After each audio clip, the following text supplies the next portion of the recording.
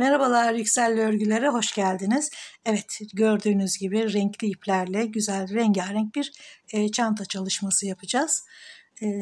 Bunun için güzel pamuklu ipler gerekiyor. Ben elimde olan ipleri değerlendirdim. Siz de elinizde başka örgülerden kalan ipler varsa kalınlıkları ve dokuları birbirine yakın olanları bir araya getirip aynı bu çalışmayı çok rahat yapabilirsiniz. Fikir vermesi açısından kullandığım ipin markasını gösteriyorum. Reklam değil. Tekrar her videoda bunu söylüyorum.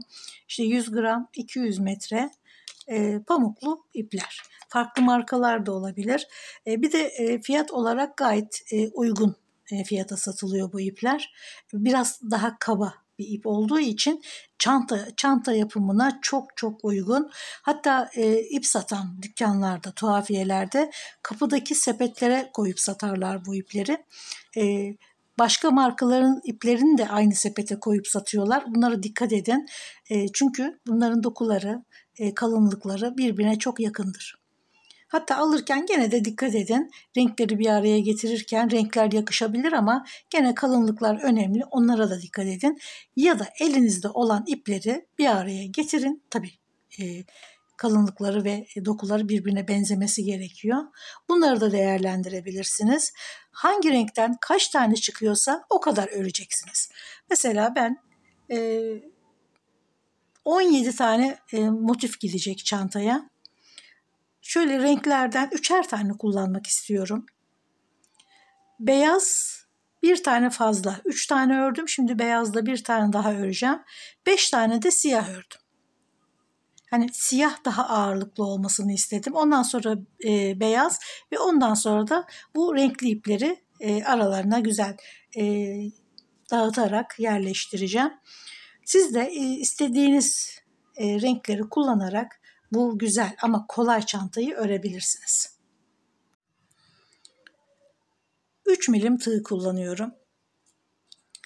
Şimdi bu ipleri aslında 4,5 kullanabilirsiniz. Fakat sonuçta çanta örüyoruz. O yüzden biraz dokulu olması gerekiyor motiflerin. Yani biraz sert olması gerekiyor. Bir de mozaik çalışması yapacağız.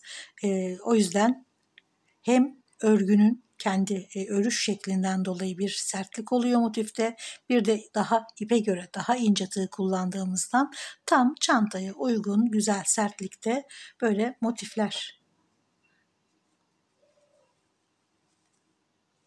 Şimdi siz de istediğiniz renkleri kullanarak kaç tane ipi bir araya getireceğinizi, kaç renk yapacağınızı önce kararlaştırın.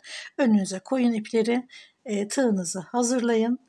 Sonra belki hazır bir sap ya da örerek bir sap kullanacağım. Daha ona karar vermedim. Hangisi yakışırsa onu yapacağım çünkü. Evet, bu kadar.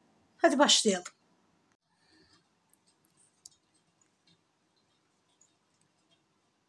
Şöyle ipi tutuyoruz, çeviriyoruz. İçinden alarak bir sihirli halka hazırlıyoruz. 1, 2, 3 zincir.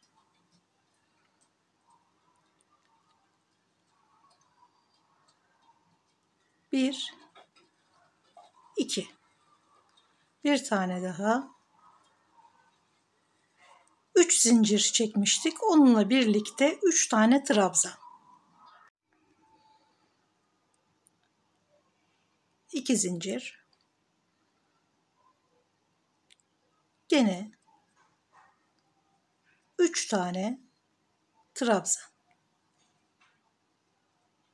Videolar çok ağır ya da çok hızlı geliyorsa ayarlar bölümünden bunu istediğiniz şekilde ayarlayabilirsiniz.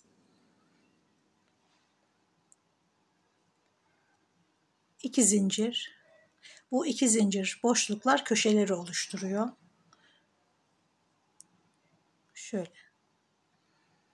Şurayı örüyoruz şimdi.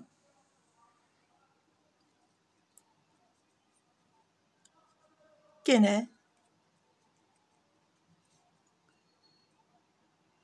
3 trabzan.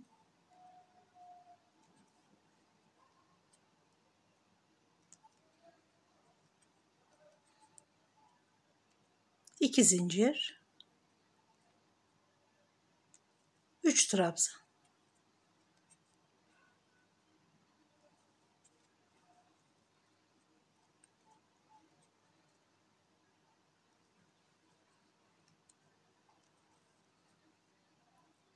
Buradan sıkıp içinden kaybedeceğiz ipi.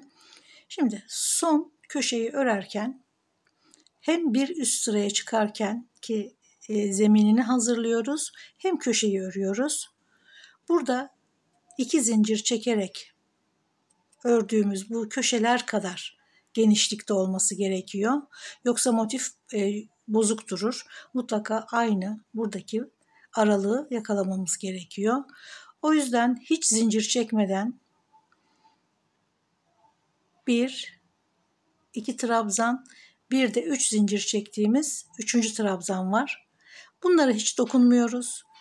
1, 2, 3. zincire örgünün içinden 2 tane ip alıyoruz. Tek ip almayın. Alıyoruz ve bir sık iğne. Köşeyi oluşturduk.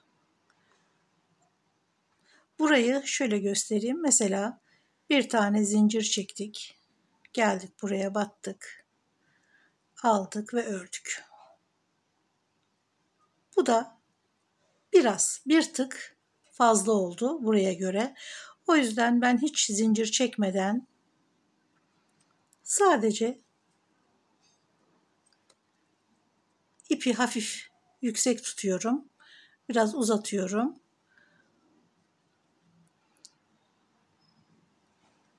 Buraya bir sık iğne. Bakın buradaki açıklık kadar. Burası da aynı oldu. Şimdi bu son ördüğümüz sık iğnenin üzerine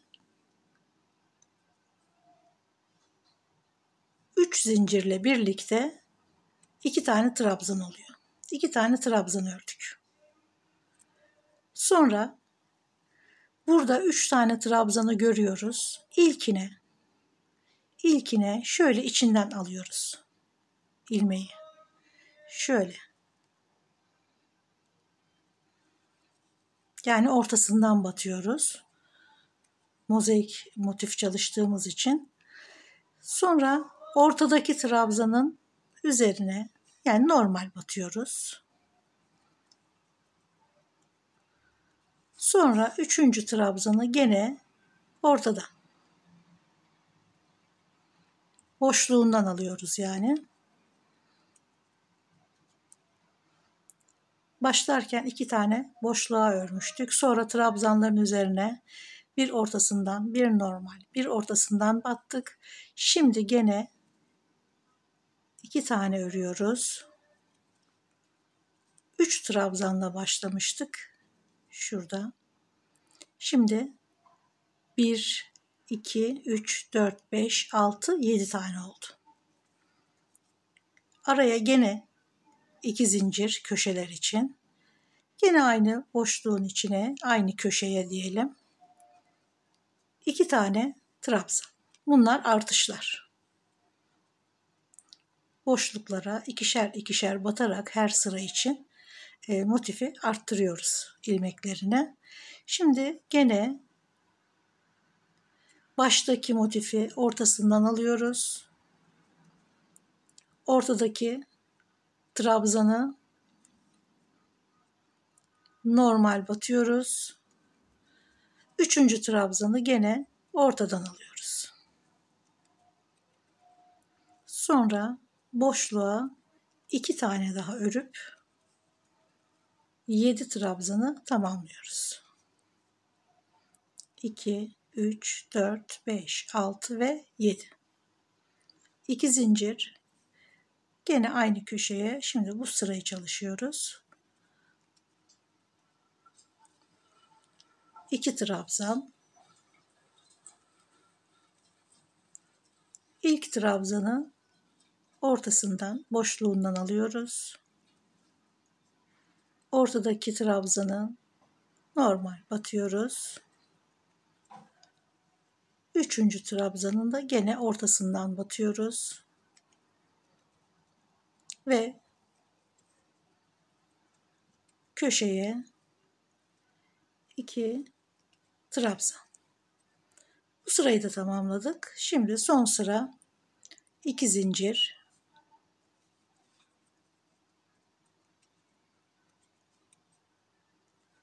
köşeye 2 trabzan,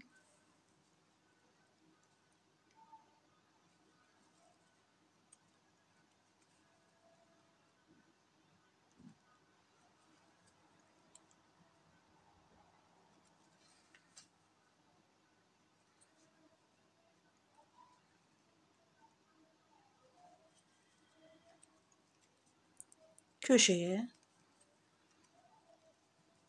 2 tane.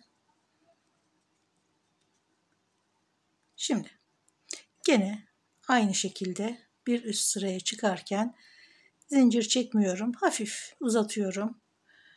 1, 2, 3. zincire hiç trabzanlara geçmeden baştaki trabzan olarak saydığımız 3. zincire şöyle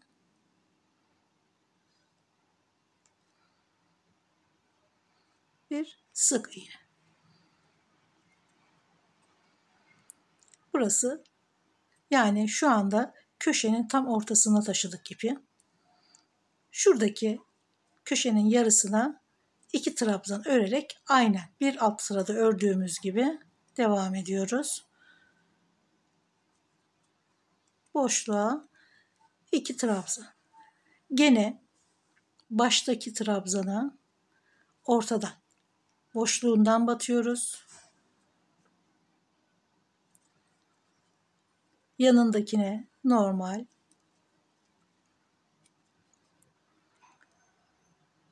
Ortasından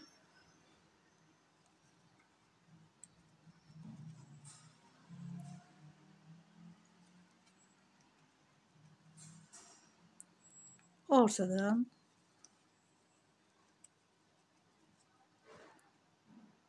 normal batıyoruz ve son trabzanı da ortasından batarak ve 2 tane de trabzan örüp sırayı tamamlıyoruz. Yani bu kenarı. Bir alt sırada ortadan battığımız trabzanlara gene ortadan batıyoruz. Bakın, sıranın hep başındaki trabzana ortadan, yanındakine normal ve en sonda gene ortadan ve yanına 2 tane trabzan. Altta ortadan batıyoruz bakın ve üstte de aynı şekilde. Ortadan batarak aldığımız ilmek trabzanlar hepsi üst üste. Karmaşık batmıyoruz. Hep sıra takip ediyor.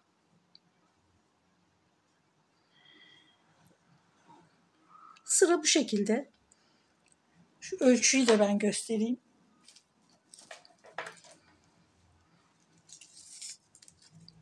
İstediğiniz genişlikte yapabilirsiniz. Fakat motif genişledikçe çanta büyür. Çok büyük bir çanta istiyorsanız tabii ki büyütebilirsiniz ama 13 santim.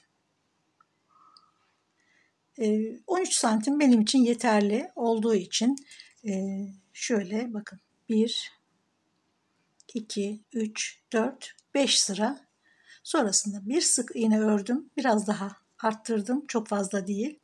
13 santim benim için yeterli.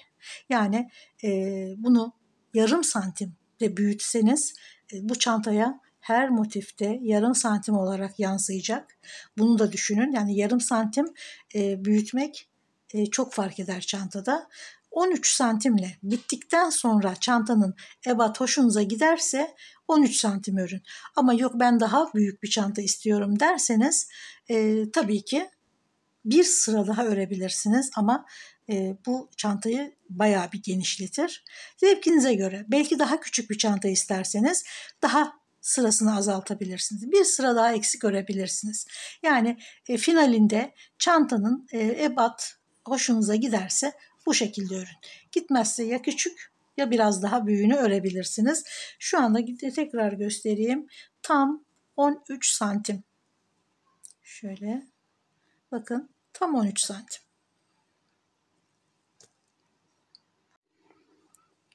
Devam edelim. 2 zincir.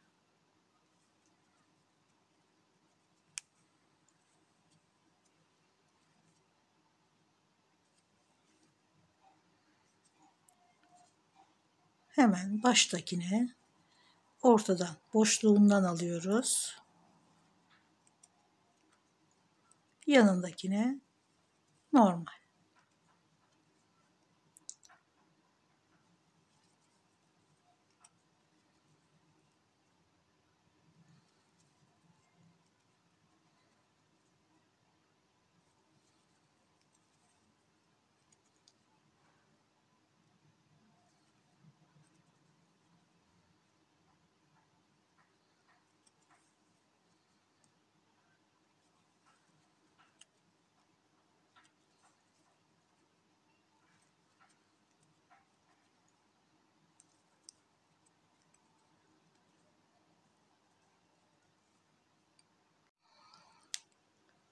Köşeye en son 2 tane trabzanı ördüm.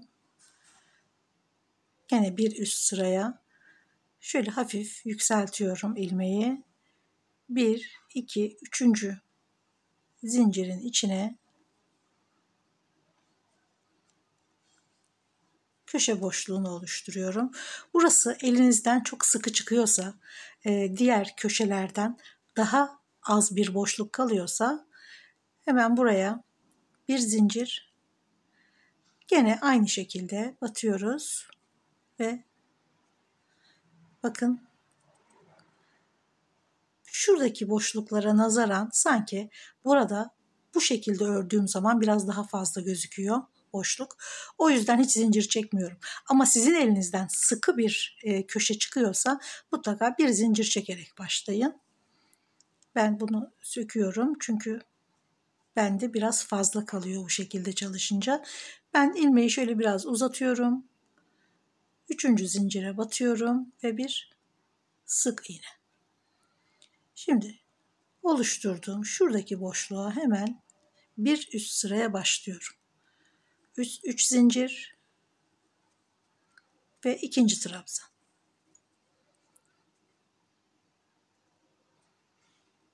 Pamuk ip olunca biraz ipler ayrılıyor.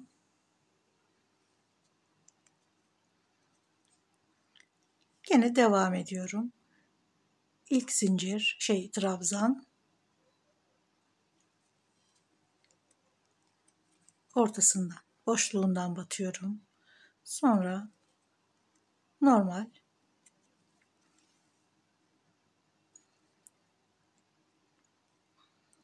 bakın boşluğundan battığım trabzanın zaten bir altında da aynen takip ediyor.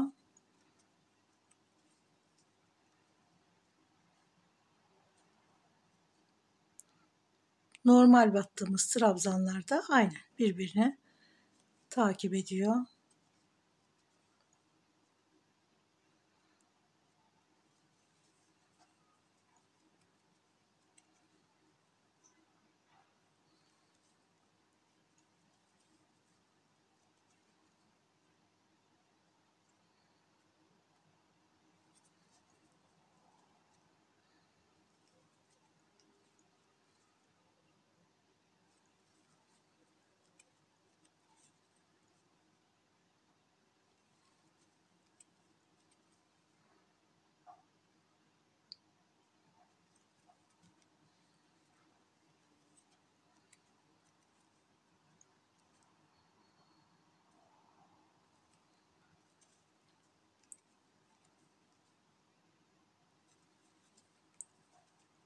Köşeye de 2 tane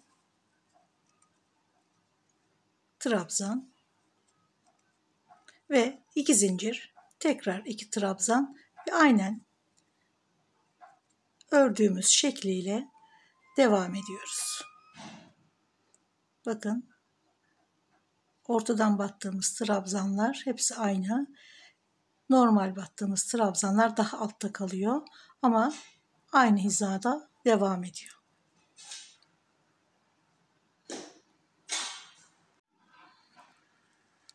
Son sırayı ördüm. 1, 2, 3, 4, 5. Gene şöyle ilmeği biraz uzatıyorum. 1, 2, 3. zincire bir sık iğne. Şimdi bir zincir çekiyorum. Oluşturduğum boşluğun içine bir sık iğne ve bir tane daha. Şimdi bütün baştaki trabzandan itibaren her bir trabzanın üzerine dikkat edin, başlarken hiç trabzan atlamayın. Sık iğne çalışıyoruz.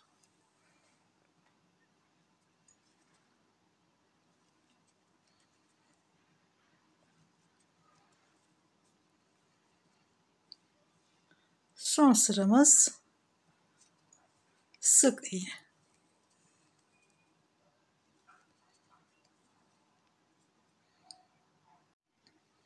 Köşedeyiz.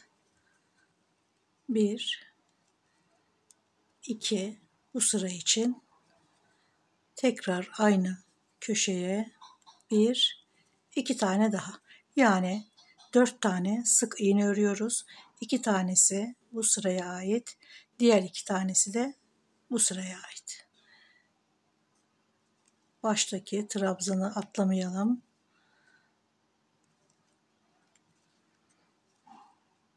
Aynen bu şekilde sıra sonuna kadar ilerliyorum.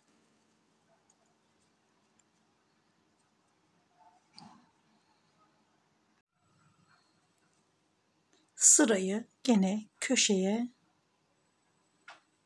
2 sık iğne ile bitiriyoruz. Ve başladığımız noktadaki ilk sık iğneye sırayı bağlıyoruz.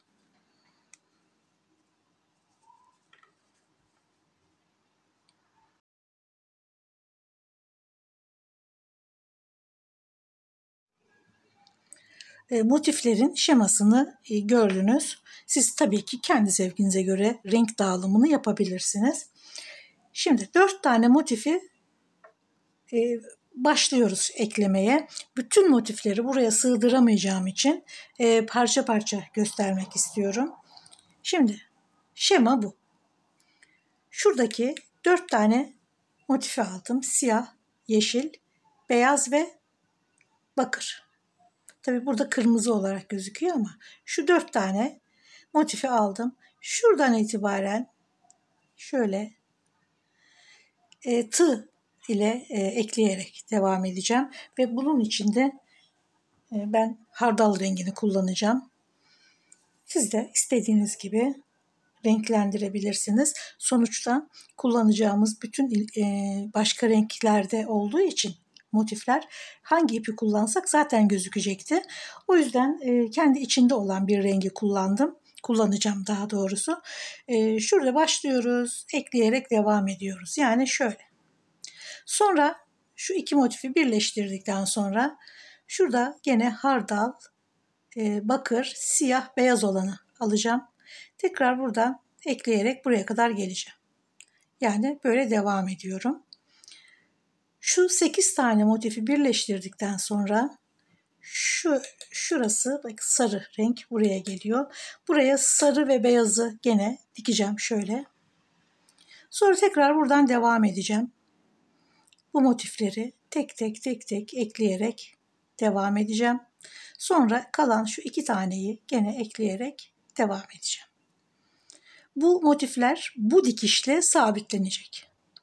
Sonra bütün motifleri zaten birbirine dikili olduğu için önümüze alıyoruz. Bu sefer bu şekilde ekleyerek şöyle devam ediyoruz ve bütün motifler birbirine tam anlamıyla eklenmiş olacak.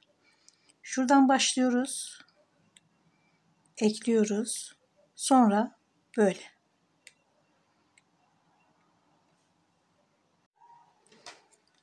Hardal rengini tercih ettim eklemek için. Şimdi basit, çok kolay bir eklemeyle bütün motifleri birbirine ekleyeceğiz. Siyah motife denk geldi başlangıç ama gene de şurada daha net gözükür. Zaten diğer motiflerde daha net anlaşılacak. Başlangıç ilmeğimiz hangisi eklerken? Köşede 4 tane sık iğne var. Bunun 2 tanesi bu kenar, 2 tanesi bu kenar için. Hangi kenarı örüyorsak hemen oradaki 2 ilmeği kullanarak başlayacağız. Diğer 2 ilmeğe dokunmayacağız. Çünkü o diğer kenar için gerekecek. Şimdi şurada 2 ilmeğin önce birini alıyoruz. Aynı şekilde tam karşılığına gelecek şekilde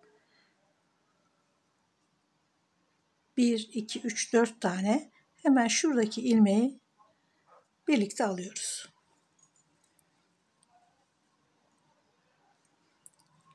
İpi sıkıştıralım. Şöyle alalım. Ve sağlamlaştıralım. Zaten arada kaybolacak. Yani örgünün arasında yürüterek kaybedeceğiz.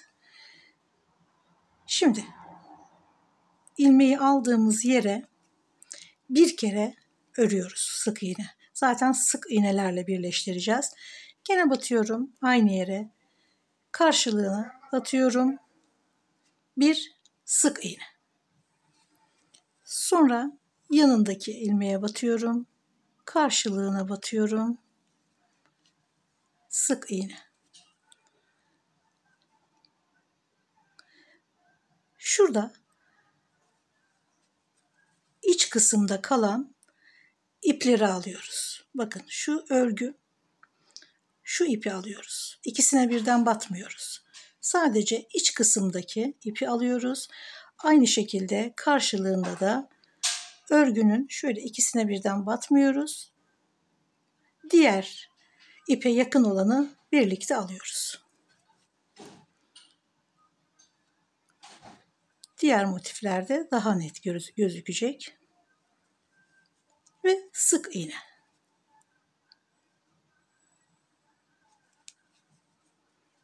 Başka birleştirme şekli de yapabilirsiniz.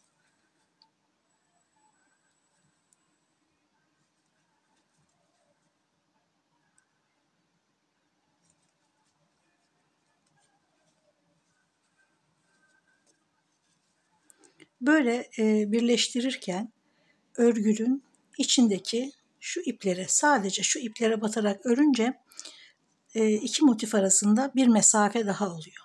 Yani motifler biraz daha genişliyor. Çanta biraz daha büyüyor. Eğer iki örgüye birden, şu iki ipe birden batarsanız hem kalın olur birleştirme yeri. Bu mesafeyi kazanamazsınız. O önemli değil aslında. Ama kalın bir birleştirme yeri olur. İnce olması için mutlaka şu iplere batarak örelim.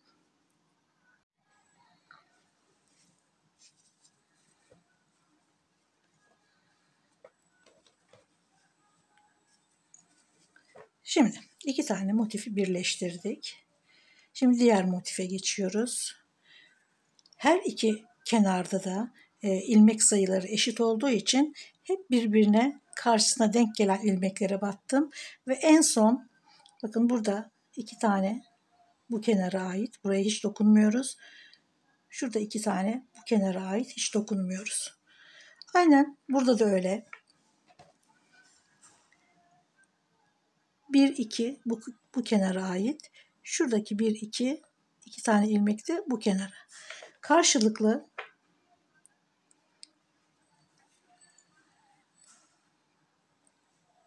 şimdi açık renklere geçtiğimiz için buradaki 1 2'yi geçiyorum çünkü şu kenar bize gerekli.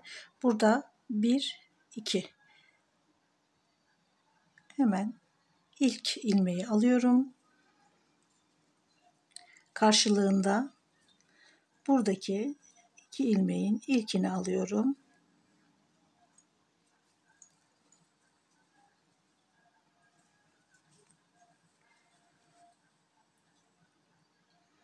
Önce tığa geçiriyoruz. Sonra şöyle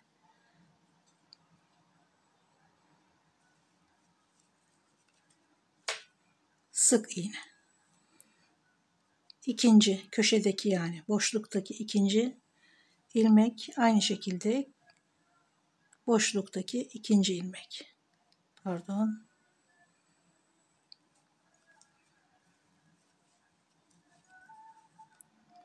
Bu şekilde değil. Yani böyle şöyle almıyoruz. Şu içerideki 2 tane ip alıyoruz. Sık iğne.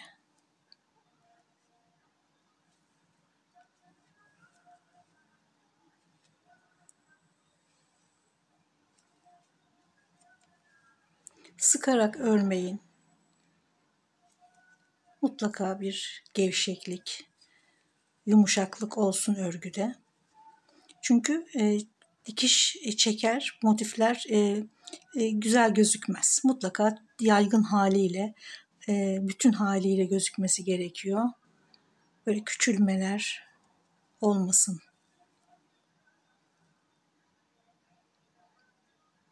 Zaten yeni başlayanlar bile birkaç örgüden sonra kendi ellerini keşfeder. Ona göre tığ seçimlerini yapabilirler. Çok sıkı örenler biraz gevşetmeyi, gevşek örmeyi deneyebilirler. Ben de çok sıkı örüyordum. Baktım fazla sıkı, gevşettim elimi. Yani isteyince oluyor. Çok gevşek de pek güzel olmuyor. Bunun bir kararı olması gerekiyor.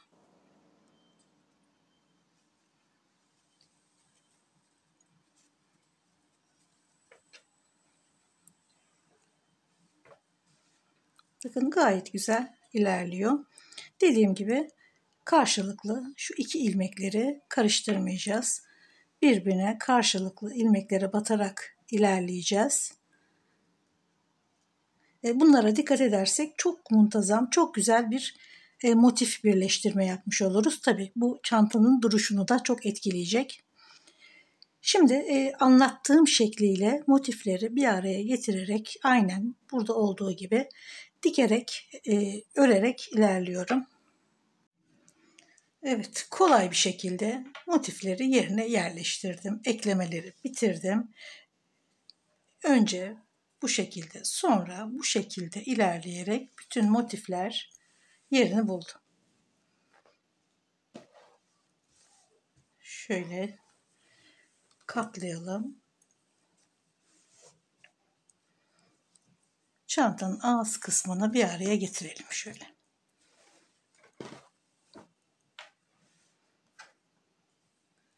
İpi kesmedim. Şimdi buradan devam edeceğim eklemeye. Çantanın motiflerini önce bu hale getiriyoruz. Sonra böyle katlıyoruz. Burada tabanda görünen şu 2 tane motifi şöyle bakın. Bir kenarı buraya, bir kenarı buraya bu şekilde ekliyoruz. Sonra şuradaki motifi buraya ve bu şekilde tutarak ekliyoruz. Çantanın formu ortaya çıkıyor. Böyle tabanı kendiliğinden ortaya çıkıyor. Hacmi genişliyor. Güzel bir form yakalıyoruz.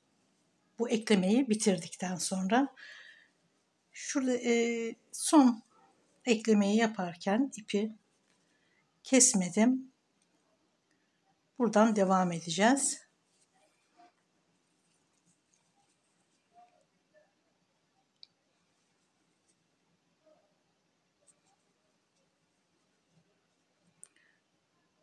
İpler ayrılma yaparsa onları o şekilde bırakmayın. Görüntü güzel olmuyor sonra.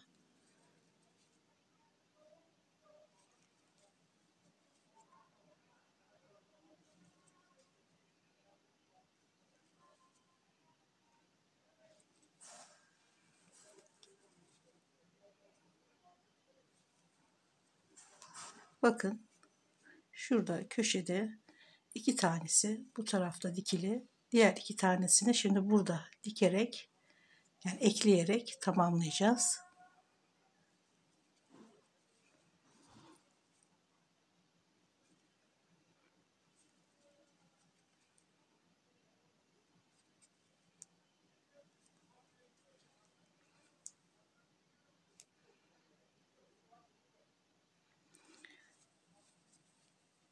Şimdi şöyle ağız kısmını üst üste getiriyoruz. Burada açık duran şu motifin bu kenarıyla şu kenarını bir araya getiriyoruz. Şöyle ve gene eklemeye başlıyorum. Şu şekilde geleceğim ve önce burayı tamamlayalım, sonra oraya geçelim. Şimdi kafa karıştırmasın.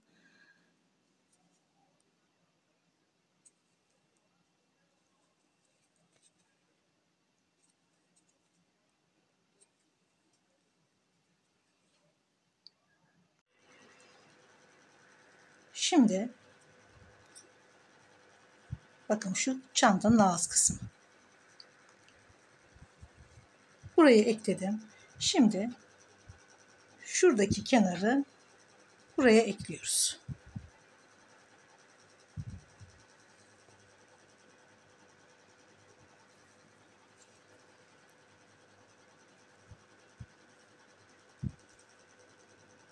İki tane köşedeki şu 2 taneden başlıyoruz.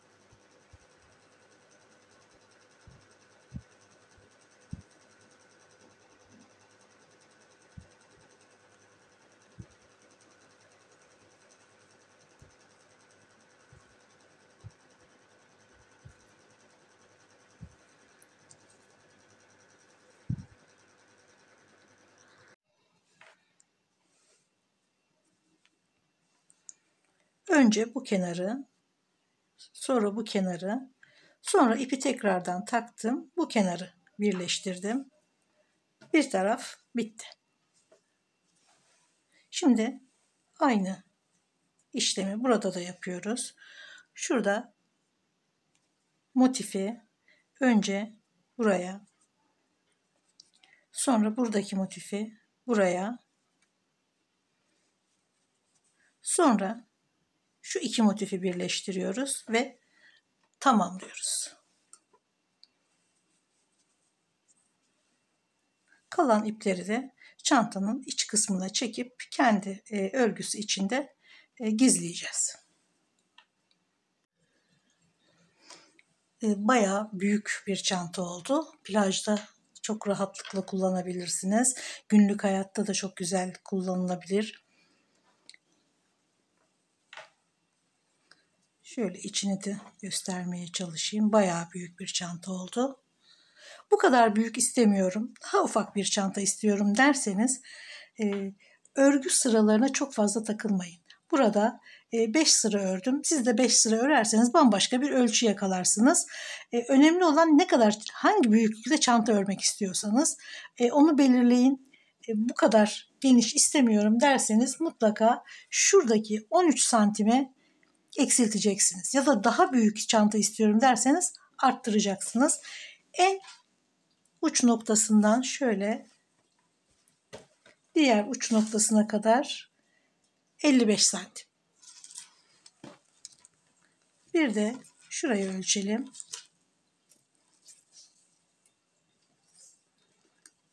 36 santim. Daha ufak bir çanta istiyorum derseniz buradaki 13 santim olan motifi 12 santime düşürebilirsiniz. Daha ufak olur. 11 santimde daha da ufak olur. 10 santimlik yaparsanız zaten bu sene küçük çantalar çok moda.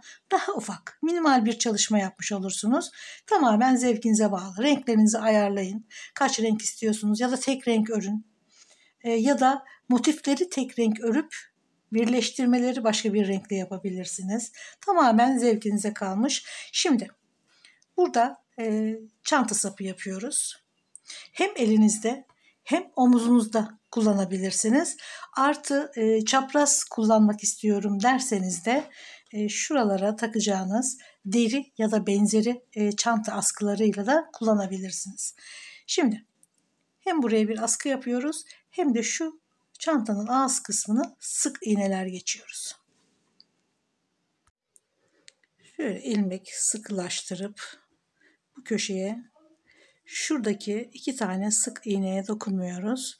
Şu 2 sık iğnenin ilkine bir sık iğne yaparak bağlıyoruz. Şimdi buradan buraya ilk sapı öreceğiz. Ne kadar yükseklikte olmasını istiyorsanız o kadar. En az 60 zincir örmem gerekiyor.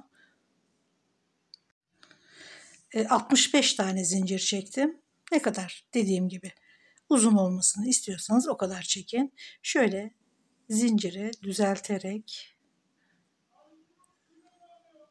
şöyle şu köşeye baştaki sık iğneyi değil onun yanındakine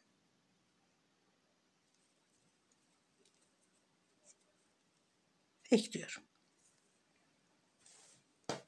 Hem elinizde hem omuzunuzda kullanabilirsiniz.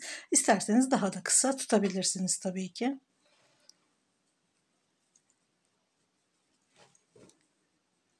Şimdi burayı tamamladık. Şimdi bu tarafa doğru sık iğnelerle devam ediyorum. Şurada köşedeki 2 sık iğne siyah olduğu için çok fazla görünmeyecek ama diğer motiflerde daha net gözükecek.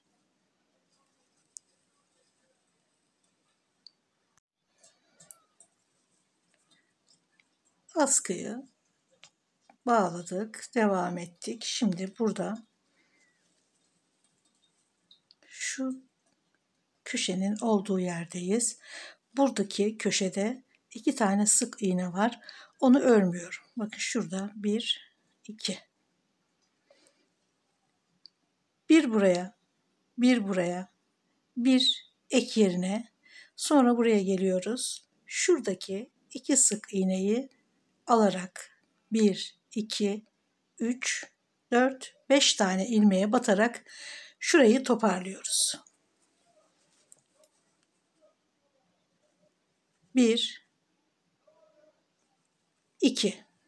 Şimdi geliyoruz şuradaki ortaya. Ek yerinin ortasına 3. Şimdi şuradaki 2 sık iğneyi alıyoruz. 4, 5. 1, 2, 3, 4, 5, 6 tane de ip var. Bunların hepsini birden topluyoruz.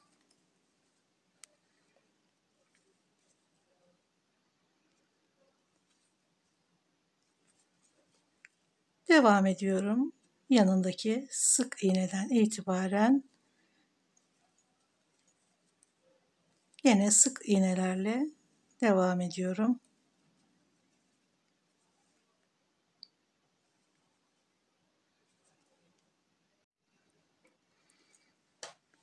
Buradan başladık. Sap için zinciri buraya bağladık. Sonra devam ettik. Şurada toparladık. Şimdi gene askı yapıyoruz. Köşedeki 1, 2 sık iğneyi geçiyorum. Üçüncüye yani şuradaki 2 tane sık iğne bu tarafa doğru devam ettiği için örgü o 2 sık iğnenin ilkine kadar geldim. Yani ortadaki 1, 2, 3 tane sık iğne ördüm. Burada gene 65 tane zincir çekiyorum. Buraya gelip bağlıyoruz. Buradaki zinciri de şöyle düzeltiyoruz. Dönük kalmaması için.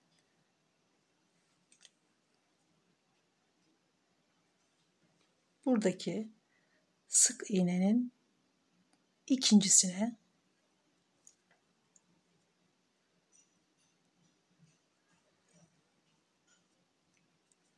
sık iğne ile bağlıyoruz.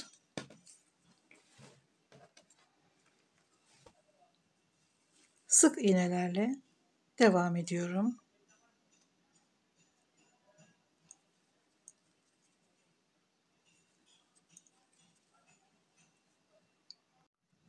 Burada da aynı toparlamayı bir kere daha yapalım.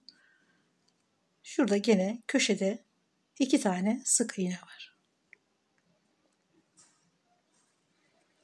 2 tane sık iğneye ortadaki ek yerine, sonra buradaki 2 tane sık iğne köşedeki, aynen burada olduğu gibi. Yani köşede olan sık iğneleri kullanıyoruz toparlarken. Bir, ikincisine, sonra şurada ek yerinin tam ortasına, sonra geliyoruz buradaki birinciye ve ikinciye. 2, 4, 6 tane ip var ve bunların hepsini birden topluyoruz. Sonra sırayla bütün sık iğnelere devam ediyoruz.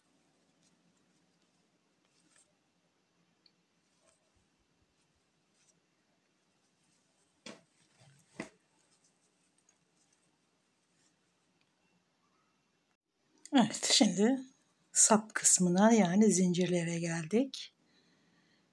Şöyle ilk sık iğneye de bir sık iğne. Şimdi zincirlere batarken 2 tane ip birden alın. Arkada 1 tane ip bırakın. Şöyle 2 ip birden alalım. Şimdi zincirin duruşu bu şekilde. Şöyle 2 tane ip alıyoruz ve burada 1 tane ip kalıyor altta.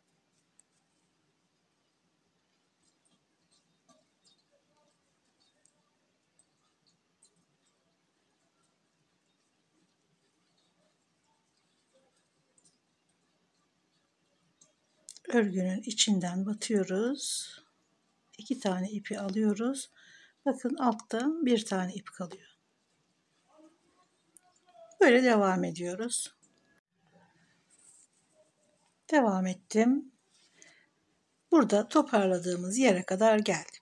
Şimdi bir alt sırada nasıl toparlamıştık? Şuraya kadar ördük. Sonrasında köşedeki 2, ortaya 1, gene köşedeki 2 sık iğne ile toparladık. Sonra buradan devam ettik. Şimdi burada gene 2 tane sık iğne. Buradan 1, 2, sonra bu tarafa geçiyoruz. 3, 4. Sonra devam edip örgüye ilerliyoruz. 1, 2, buraya da batalım. Şuraya da batalım. Ortaya 3. Sonra bu tarafa geçiyoruz. 4, 5. 2, 4, 6.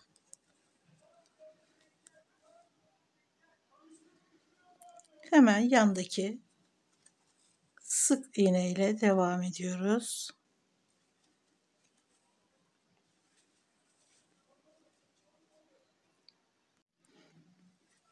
Diğer tarafta gene bu toparlama işini bir kez daha yapalım. Tekrar söyleyeyim. Bakın. Şurada 2 tane sık iğne ortaya ve bu köşedeki şuradaki sık iğneyi örerek toparladık ve şuradan itibaren devam ettik. Gene aynı toparlamayı yapıyoruz. 1, 2, şu ortaya da batalım ve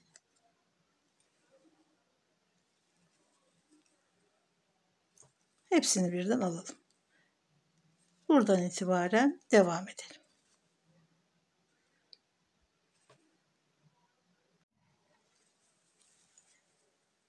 Köşelerde toparlayarak ilerliyoruz. Şimdi ikinci sırasını yapıyoruz askının. Birkaç sıra daha aynen bu şekilde çevresini örerek ve köşelerde aynı toparlamayı yaparak 2, 3, 4, 5 ilmek toparlayarak birkaç sıra öreceğim. Siz ne kadar kalınlıkta örmek istiyorsanız o kadar devam edersiniz. Ben birkaç sıra daha devam ediyorum. Köşelerde gene bir iki kere daha aynı toparlamayı göstereceğim. Bir kere daha görelim. 1, 2, ortaya 3, 4, 5. Buralara batarak bir toparlama daha. Yani her sırada bu köşelerde toparlama yaparak geçiyor. Yani şu kısımlar. Bakın.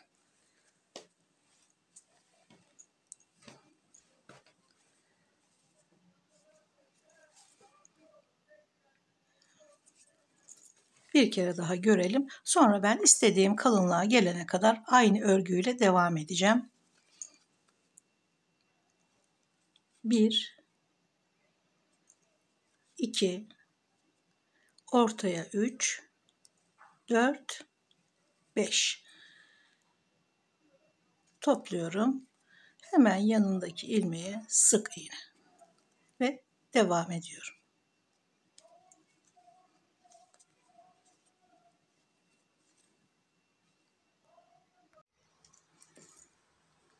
1, 2, 3, 4, 5, 6, 7 sıra ördüm. Siz daha da kalınlaştırabilirsiniz.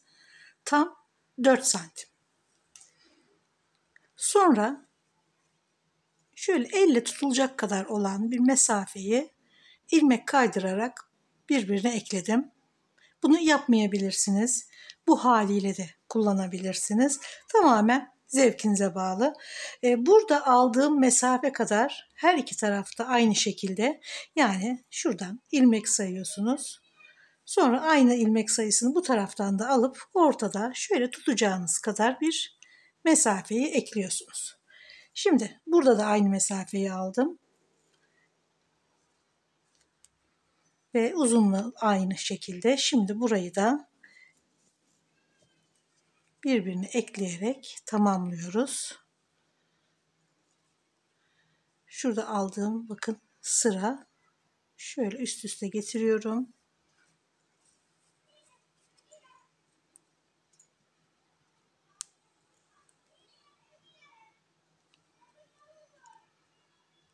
Her ikisini de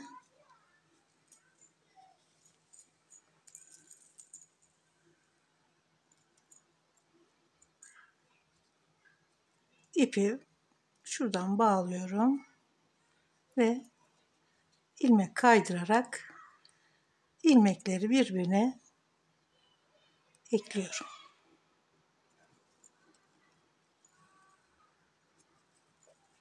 Karşı karşıya olan, yani birbirinin karşılığı olan ilmekleri ekliyoruz birbirine. Dediğim gibi bunu hiç yapmasanız da olur. Şöyle düz haliyle de kullanabilirsiniz.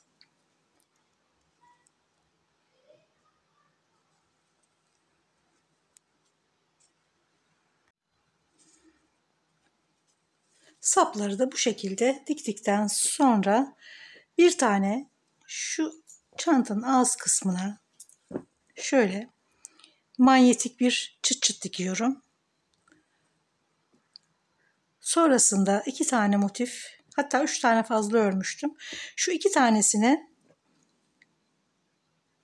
şuraya şöyle, diğerini de karşısına 2 tane cep olarak dikiyorum karşılıklı. Çantada cepler çok kullanışlı oluyor biliyorsunuz. Evet, çanta bu şekilde tamamlandı. Umarım hem örerken hem kullanırken keyif alacağınız, seveceğiniz bir model olmuştur. Videolarımı beğeniyorsanız, bundan sonrakileri de izlemek isterseniz beğenmeyi ve abone olmayı lütfen unutmayın. Görüşmek üzere, hoşça kalın.